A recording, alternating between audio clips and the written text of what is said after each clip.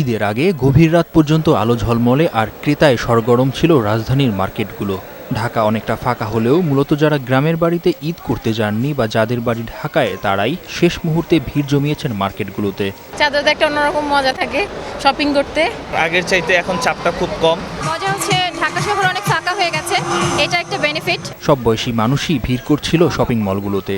পছন্দসই পোশাক আর প্রয়োজন অনুযায়ী চলছে শেষ মুহূর্তের কেনাকাটা। সময়ও হয়নি, এই জন্য চাঁদাতে আসলাম। ফ্রি থাকে মার্কেটটার জন্য। রিজনেবল প্রাইস, খারাপ না, আর কেনাকাটা করে আমাদের ভালোই লেগেছে। বাদ নেই ছোট্ট সোনামণিরাও।